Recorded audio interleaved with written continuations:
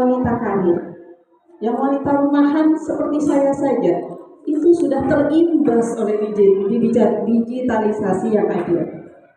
Salah satunya media sosial.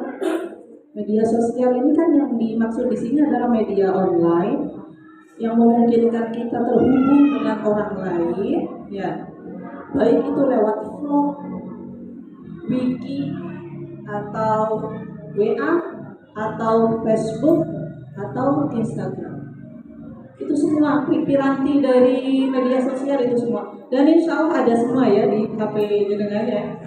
Mulai dari Instagram sampai WA, lengkap ya, sampai TikTok mungkin ada.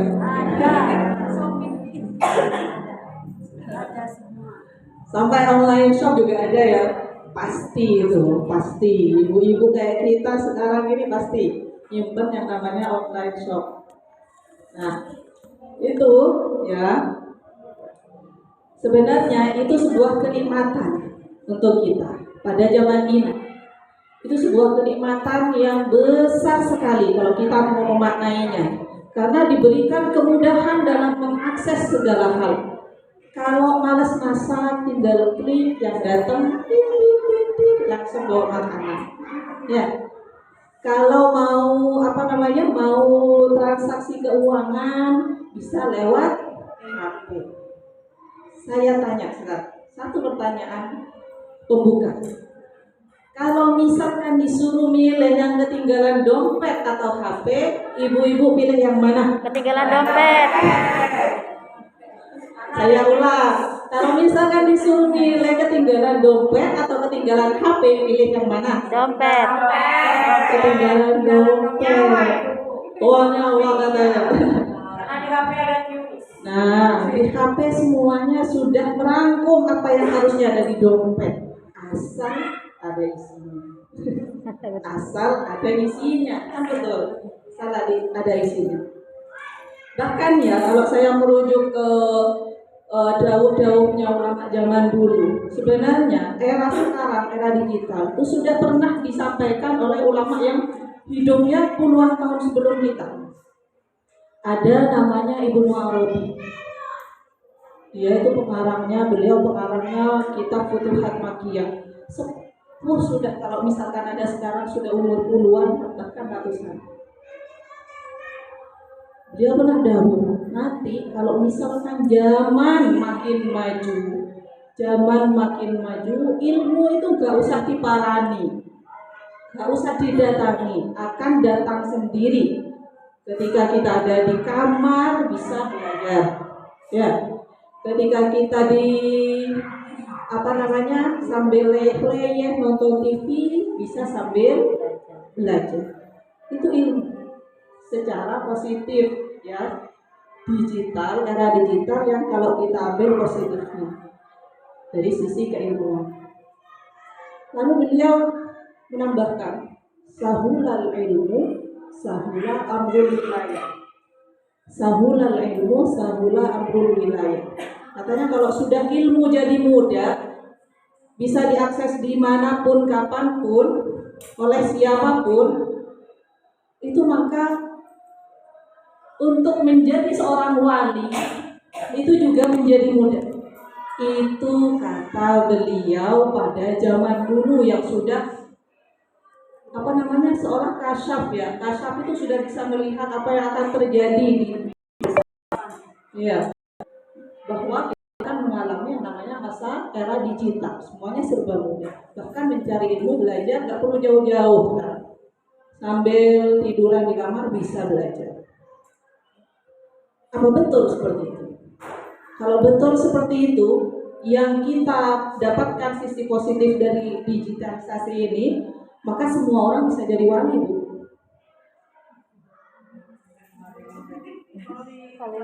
Jadi wali kelas, wali murid, wali santri bisa juga. Ya. Tapi yang terjadi apa? Nah, ternyata tidak semudah itu, tidak segampang itu. Karena nikmat kemudahan yang kita dapatkan hari ini, ya, itu ada konsekuensinya. Harus ada penjagaan atas nikmat itu. Allah memberi nikmat bukan tanpa ketentuan Allah ini ya. Era digital yang kita hadapi, yang kita alami saat ini, itu juga termasuk ketentuan dari Allah bahwa tahun 2020, 2000 ke atas itu sudah semuanya orang serba digital. Semuanya transaksi-transaksi semua bisa dilakukan di manapun, nggak harus datang ke tempat. Ini sambil ada selingan batuk-batuk sedikit, nggak apa-apa. Nggak apa-apa. Karena saya batuk dari kemarin.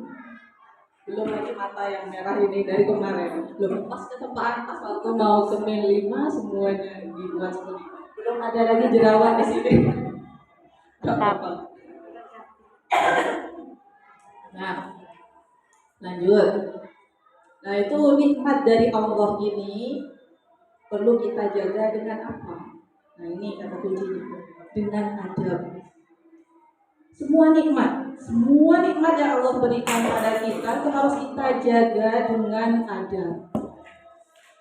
Bagaimana sih maksudnya? Bagaimana cara kita beradab pada zaman digital seperti sekarang?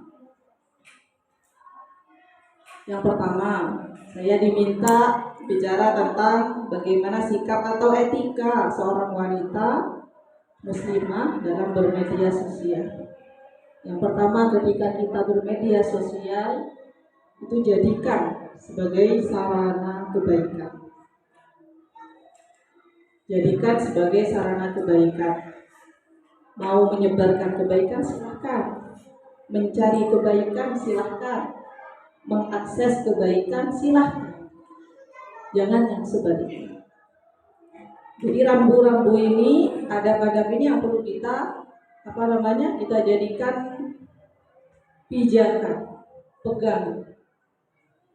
Jangan sampai kita lena. Seringnya kita lena ya.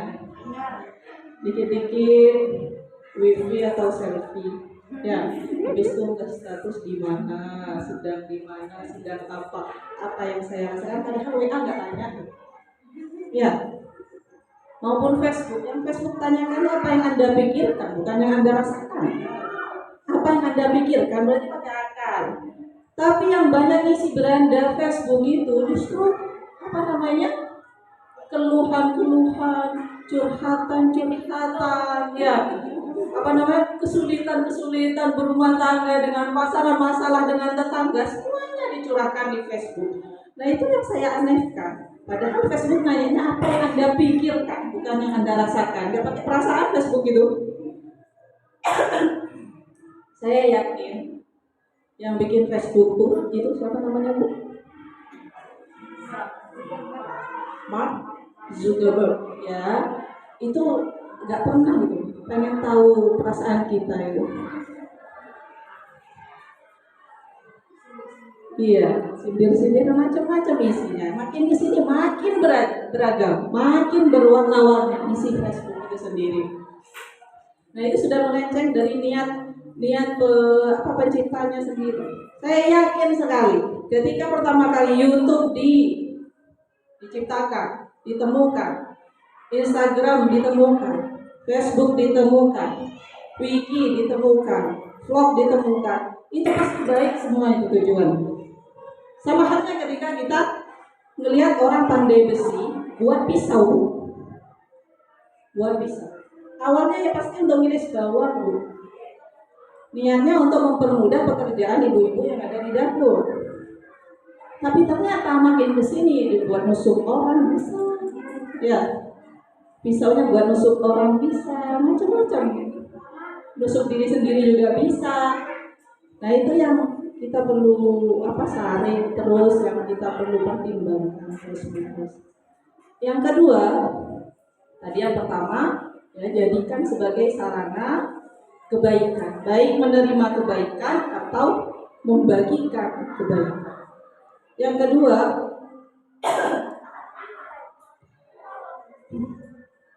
jadikan media sosial ini ya sebagai sarana kita belajar untuk selalu bijak, cek, selalu hati-hati, terutama bagi wanita atau perempuan. saya cerita tentang sahabat Nabi. Pada zaman Nabi itu yang paling booming itu syair-syair Arab.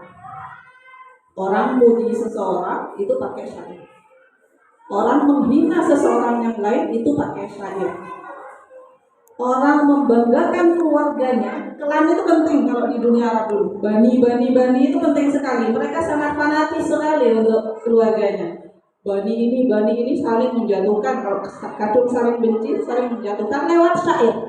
Syair paling bagus, maka klan itu atau keluarga itu yang paling kondang, yang paling bagus secara nasab. Bukan tidak mungkin ya. Yang saya dengar, yang saya lihat selama ini, syair-syair yang ada, syair-syair tentang pujian-pujian, syair-syair tentang Al-Quran, itu yang saya lihat, yang saya temukan. Tidak ada syair-syair yang menghina Nabi. Kenapa gitu? Kok syair yang bagus-bagus sampai ke zaman sekarang, sampai ke saya, paling tidak sampai ke kita, sedangkan yang jelek-jelek kok justru tidak sampai. Itu kita umpamakan sama berita hoax. Berita hoax sama dengan syair Arab yang jelek isinya. Kenapa kok tidak sampai ke era sekarang syair-syair yang menghinakan Nabi? Itu ya karena tidak ada yang meriwayatkan, tidak ada yang meneruskan, didiamkan oleh para sahabat itu, tidak dijadikan obrolan, tidak dibahas, dibiarkan, tidak ditulis. Harusnya ketika kita menanggapi berita atau informasi hoax, dengan sendirinya ya, berita yang tidak benar atau berisi keburukan itu akan hilang kalau tidak ada yang menanggapi. Kecuali ada yang baca, maka dilarang baca hoax itu dilarang. Jangan baca, jangan menghiraukan, apalagi men-share atau membagikan. Itu haram hukumnya itu.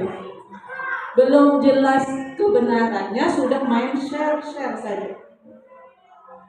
Itu yang kedua.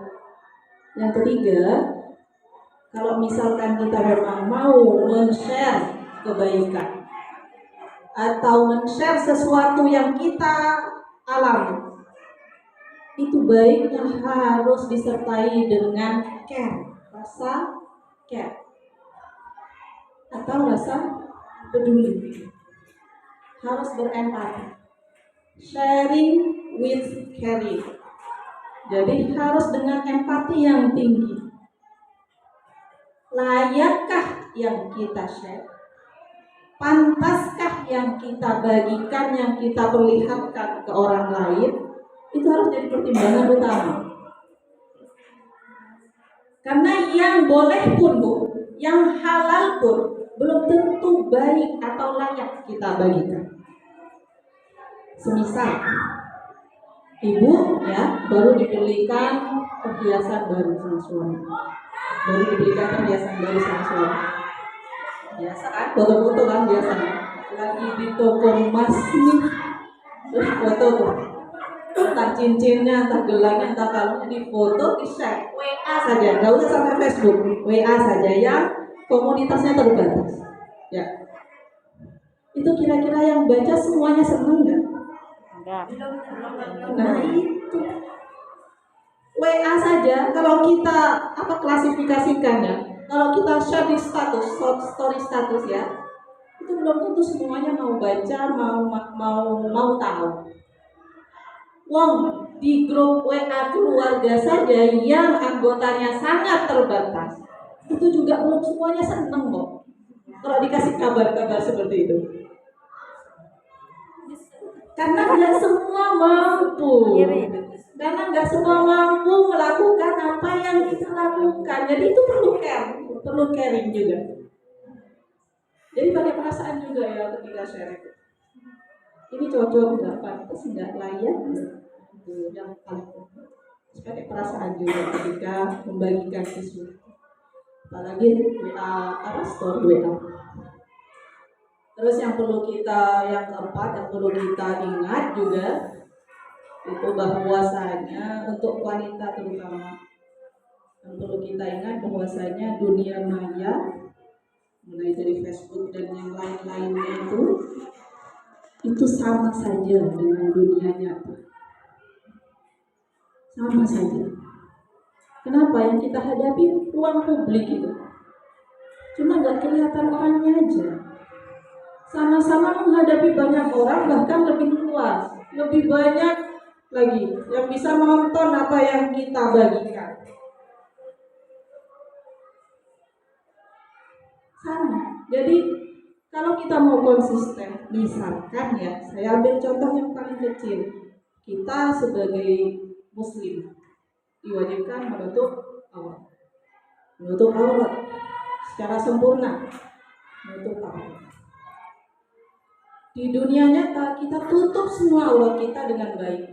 Tapi ketika men-share, waduh gayanya macam-macam, teleng kanan, teleng kiri, ya, dari belakang, dari depan, paha atas, paha kanan. Enggak, insya Allah enggak sampai situ. Karena sekarang ngeri loh Bu, ngeri sekarang. Pergaulan via media sosial itu ngeri sekali. Jangankan yang yang anak-anak, yang masih anak-anak, masih belia, yang sudah keluarga, itu ngeri banget gitu, ngeri sedap sekali kalau kita baca kasus-kasusnya via media sosial. Kalau kita nggak bisa ambil sisi positifnya. Nah, itu untuk wanita, tolong konsistenlah. Karena dunia maya sama persis hukumnya dengan dunia nyata. Ya kalau kita pakai jilbab di sini, ya nanti pas bikin status WA juga pakai jilbab, kayak gitu. Ketika di dunia nyata kita ketemu teman sesirkel seperti ini ya, sepermainan, tempat kerja, itu yang nggak boleh dikeluarkan adalah aib keluarga. Ya di dunia maya sama Bu, nggak boleh mengeluarkan aib keluarga. Seberat apapun kesulitan hidup yang kita alami, jangan sampai dilakukan. Ya, mengumbar aib keluarga, terutama pasangan kita, itu harus benar-benar dihindari. Itu penting sekali. Yang perlu kita ingat, dunia nyata dan dunia maya itu sama persis dengan dunia nyata. Hukumnya sama. Nanti juga konsekuensi yang kita dapatkan juga sama. Ketika kita melakukan yang kita dapatkan, ketika keburukan yang kita lakukan, yang kita dapatkan, yang kita tuai juga keburukan.